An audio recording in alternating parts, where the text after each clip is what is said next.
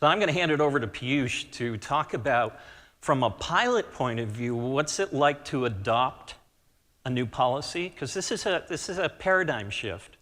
You know, behavioral change is difficult. It really is. And he's going to testify to that in a moment. This will be my testimony. Yeah, my testimonial.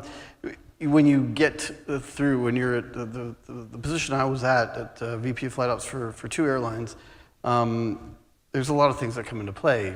You know, ego being one of them, and I've always known how to do it right. So when someone comes in and tells you maybe it's not the best way to do it, there's a lot of factors, psychological factors that I found out later. And through David Miller, I've learned that self-deprecation is actually a really good thing. That was later in life, and we also talk about transparency in this, and so I'm gonna talk about that a little bit. And the reason why is because it is an evolution.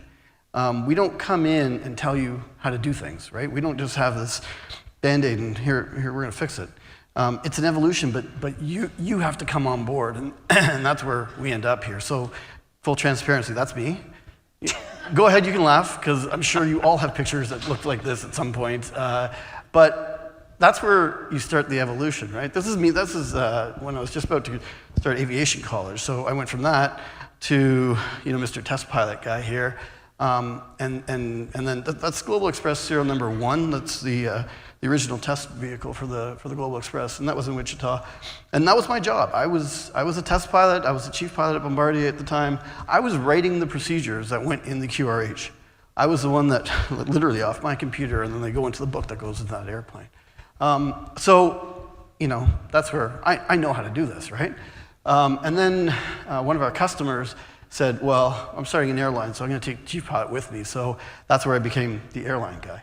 And as the airline guy, I took the procedures and all the knowledge I had as a test pilot and I brought them into our flight deck and said, this is how we're going to operate the airplane. Until Marty comes along and he says, there might be another way to do this.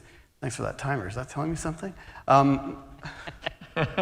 So you have, can I have the thing back here? So you have curiosity. There was curiosity. And then there's denial. Well, when you get the denial, this guy comes back, and he's listening to this guy saying, what the hell is a psychologist going to do telling you how to operate these airplanes? You know way better than he does. So you think about that a little bit, and then you get to phase 2, which is a realization. You've done some internal research. Maybe he has something. Maybe there is something here that we can all learn from. And then you go back to more denial. Because you're like, nah, what is he going to tell me that I don't know? And so airline guy comes back and says, no, I know how to do it better. Until you go and do this questionnaire that all of you have done, and you get the data, and you realize that only, in my case, 44% of our pilots actually believed in the procedures that I wrote. And that's a bit of a punch in the gut. And so you say, okay, let's listen. So let's get a working group together and start developing. If you guys know how to do it so much better than me, then why don't you do it? So we did that. And we came back, and they gave us some answers. And so we built some SOPs. And that more denial came in. And so we built these SOPs. And then these 2 guys came into my office, and they said, you didn't go far enough, Piyush. You're not listening to the people out there flying your airplanes. You think you know better, but you actually don't. Another punch in the gut, but you got to take that and you got to be humble about it and eat that a little bit, because for the better good, we have to build procedures that people will actually use. So the light goes on, and then I'm like, okay, I got it now. From that day, that was in 2015, you know, I drank the Kool-Aid. From Porter, I went to another airline, 737 MAX 8 operation. I was the VP of Flight Ops there, and brought Presage in, and you know, I'm drinking the Kool-Aid, and I'm like, now I'm preaching this stuff. And then, you know, an opportunity came to join Marty and his team. So what we did is we took action. We developed an awareness program. We built new policies. We revised the stable approach guidelines. We introduced active calls and visual communication, and developed procedures for the landing phase. And there's another piece in that called management oversight, which we didn't do so well about. I'll show you that in a second. But we went and did it. You dive in and you do it. And this is what's happening at CJP, right? This is what's happening, and it's so exciting to see this.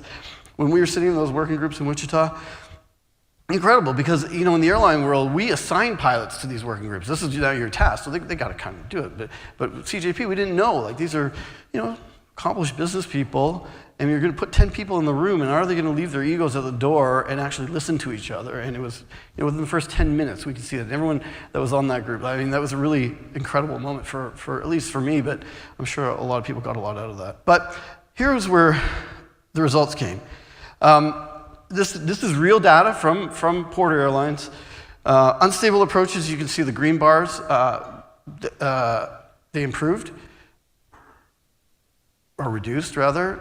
Deep landings, we reduced the number of deep landings by 30%.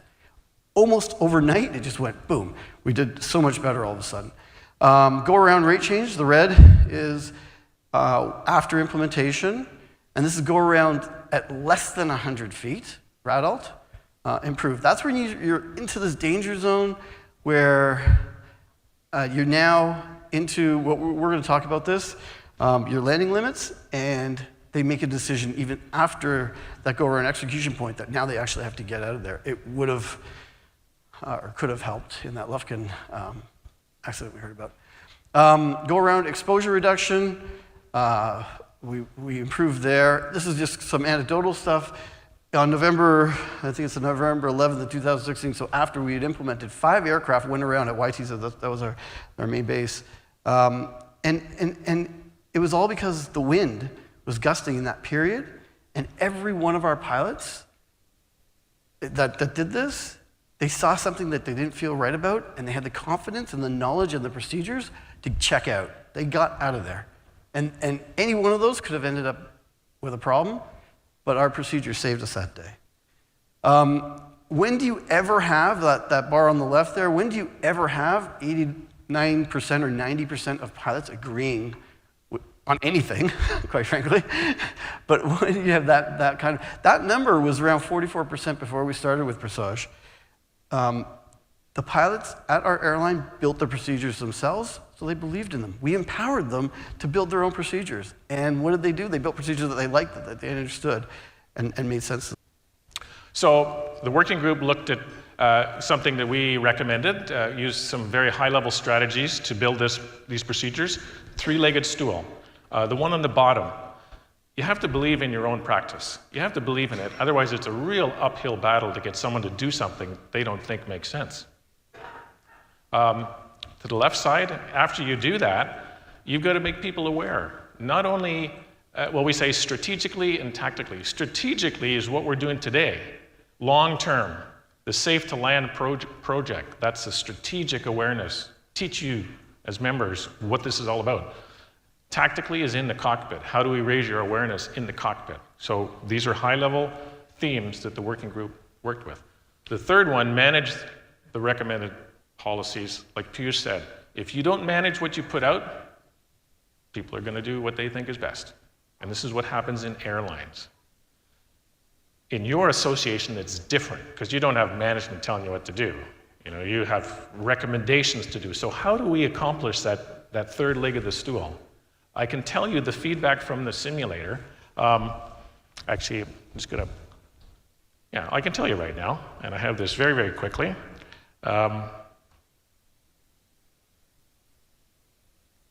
I felt a greater obligation to myself to comply to the policy. 92% agreed.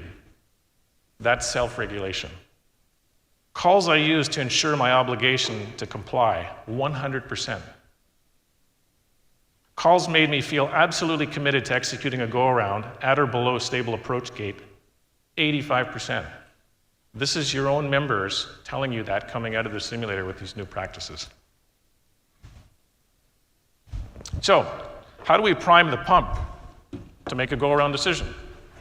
Well, in today's world, the stable approach goal of being stable is also the same point you have to make a decision to go around. So the goal and the limit are the same.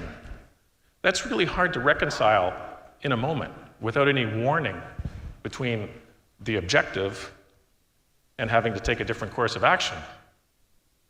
So we've learned that we need to separate the goal and the limit. Think of an EGPWS system. It doesn't all of a sudden out of the blue say, whoop, whoop, pull up. You get warning, terrain, terrain. So you get time to process. You get time to prime the pump to get ready to do the next thing when that EGPWS system says, whoop, whoop, pull up. So this is the process that the working group considered as well. Create a goal, stable approach, and a limit, which is when I have to go around. Two separate policies, but they work closely together. And in between, you provide a warning. So you can prime that pump that when you hit that limit, you're already, at least subconsciously, if not consciously, ready to go around. And this, again, is what I feel is the pucker factor moment, like when if you can imagine yourself on every approach having a point in time where you're priming yourself like you would on that approach to minimums in the weather, where you're passing 500 feet and your minimums are 200 feet, and you're saying to yourself, if I don't see it, I'm going around, I'm getting ready, I'm getting ready.